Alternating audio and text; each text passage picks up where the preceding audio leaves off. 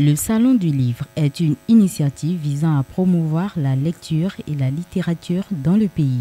Cet événement rassemble auteurs, éditeurs, libraires, bibliothécaires et passionnés de la lecture autour d'un objectif commun. C'est valoriser le livre en tant qu'outil d'éducation, de la culture et de transformation sociale.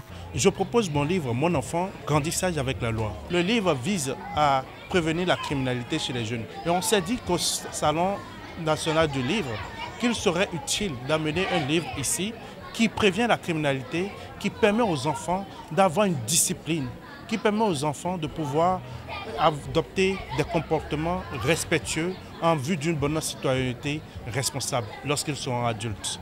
J'ai trouvé qu'on ne racontait pas réellement l'histoire de la reine, qu'on occultait son règne. On ne nous a pas enseigné son histoire à l'école primaire, contrairement aux rois Béhanzin, Bioguéra, Guézo et autres. Donc j'ai voulu, à travers cette bande dessinée, réhabiliter un peu la reine Tassi et surtout raconter son histoire aux futures générations. Alors, les thématiques abordées, je vais parler de leadership, de courage, de volonté et de persévérance. Des rencontres avec des auteurs de jeunesse, des ateliers et des lectures publiques sont organisées pour inspirer les apprenants et encourager leur passion pour les livres. En effet, je trouve que c'est très important que nos enfants puissent lire aujourd'hui parce qu'avec les réseaux sociaux, les téléphones portables, les tablettes, les enfants ne lisent plus suffisamment et surtout ne s'intéressent plus à leur culture. Alors le format de la bande dessinée avec les images permet un accès beaucoup plus facile et surtout beaucoup plus ludique. Capter l'attention des enfants, faire qu'ils puissent s'intéresser à des bandes dessinées, à des histoires et surtout lire jusqu'au bout. Pas qu'ils ouvrent les pages et qu'ils commencent à s'ennuyer au bout de quelques minutes et qu'ils s'arrêtent. D'où le format de la bande dessinée avec les images qui donne envie de continuer, de regarder les images et aussi de recréer un peu son propre imaginaire. Le Bénin a des thèmes. Le Bénin, c'est le vaudou, c'est le pays du vaudou. Le Bénin, c'est le pays des feux. Le Bénin, c'est le pays de Toussaint Louverture. Il s'agit de connaître Angélique Kidjo, il s'agit de connaître Jonas Pedro, il s'agit de connaître les sites touristiques du Bénin, il s'agit de connaître nos monuments, il s'agit de savoir là où se trouve Abomey, là où se trouve Guézin, là où se trouve Tchaourou. Et donc, un touriste qui vient au Bénin, qui quitte Cotonou pour aller à Mananvi partout, il y a de la thématique. Le problème est que l'autre ne peut pas financer ça pour nous, mais lorsque nous-mêmes nous finançons, ça nous permet de nous connaître, de connaître Tassi Rangbe, de connaître les Agodjier, toute une thématique que la jeunesse peut explorer pour sa culture personnelle. Je pense que les livres doivent impliquer aujourd'hui l'aspect sur le harcèlement, sur la santé sexuelle, sur également comment peut-être développer son leadership, comment également apprendre à vivre dans la société. Donc il y a beaucoup de thèmes qui peuvent intéresser les enfants, du moment où les livres sont les endroits où on peut retrouver vraiment la connaissance. Dans ce livre, il y a un moyen d'inciter les enfants. Ce sont des dessins qui ont été bien faits aujourd'hui dans ce livre et un vocabulaire juridique accessible aux enfants. Et l'attraction que ça mène, l'histoire captive les jeunes. Ça donne aux enfants de la volonté de lire avec ces dessins qui sont dedans. L'édition de cette année, placée sous le thème « Littérature de jeunesse, le monde des petits dévoreurs de mots », met un accent particulier sur les jeunes lecteurs. Quel est le plus grand défi pour la littérature jeunesse au Bénin et comment favoriser l'accès des livres aux enfants dans les zones rurales? Le plus grand défi doit être thématique. Le plus grand défi parce que le piège, c'est que la littérature de jeunesse est financée par les autres. Et quand quelqu'un finance quelque chose, il glisse sa thématique. Et lorsqu'on glisse des thématiques dangereuses pour nos enfants, il y a un certain nombre de télés étrangères qui, au nom des dessins animés, des bandes dessinées, glissent des thématiques qui font glisser nos enfants.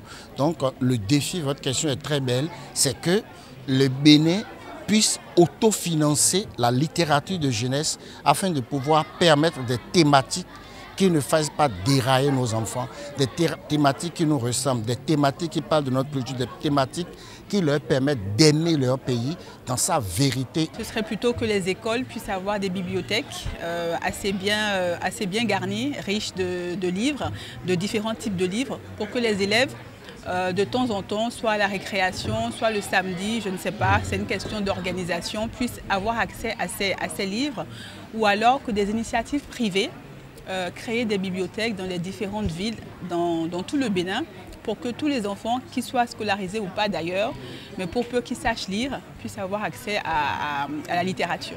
Les enfants qui sont au village sont défavorisés par rapport à nous qui sommes en ville. Donc c'est une politique de financement parce que lorsque l'État même finance sa politique du livre, eh bien il essaie d'envoyer le livre au niveau de toutes les couches, classes et catégories socio-professionnelles. Le salon s'impose comme une plateforme incontournable pour explorer la richesse de la production littéraire béninoise et internationale. Les auteurs rencontrés sur les stands du Salon national du livre donnent leurs impressions. Le Salon du livre, c'est une initiative vraiment merveilleuse. C'est un excellent moyen de permettre aux jeunes aujourd'hui, aux enfants, d'aller au contact de leur auteur préféré, de découvrir un monde qui va leur permettre de développer leur imaginaire et devenir en fait des pionniers du futur. Étant donné que nous sommes dans un monde où nous devons affirmer qui nous sommes en tant qu'Africains, retrouver la place que nous avons toujours eue mais que nous n'avons pas réussi à valoriser. Je trouve que cette initiative du Salon des livres, c'est vraiment merveilleux, c'est un cadeau et c'est magique. J'ai découvert une auteure que j'aime beaucoup. Je ne la connaissais pas avant, mais après la présentation aujourd'hui, je l'ai littéralement appréciée. C'est Iman Eyitayor et j'ai même acheté un de ses romans, Abiola et la déesse des mers. Pourquoi? Parce que déjà Abiola, ça fait africain, donc c'est vraiment beau et tout. Donc je vais découvrir la façon dont elle révèle l'Afrique, sa vision, son imaginaire de l'Afrique et voir à quoi ça ressemble, histoire de me laisser inspirer. Je suis très content. Le Bénin a un salon digne du nom. Ces genres de salons, c'est à l'étranger qu'on avait l'habitude de voir. Ce que je suis en train de voir me rend heureux que mon pays aussi arrive à organiser quelque chose de si grand et de si fort. Et je dis bravo aux organisateurs. C'est ma première participation au Salon du Livre. Je suis arrivée il y a à peine quelques heures, donc je trouve que c'est très bien organisé, très franchement. Les stands sont bien disposés, il y a assez de place, donc je dirais que le salon puisse perdurer dans cette dynamique. Le salon se distingue par son ambition de renforcer l'écosystème littéraire au Bénin. Ce rendez-vous culturel met également en lumière les défis du secteur, tout en proposant des pistes pour transformer le livre en un pilier de la culture. Par ailleurs, l'édition 2024 du Salon du Livre ferme ses portes samedi 23 novembre.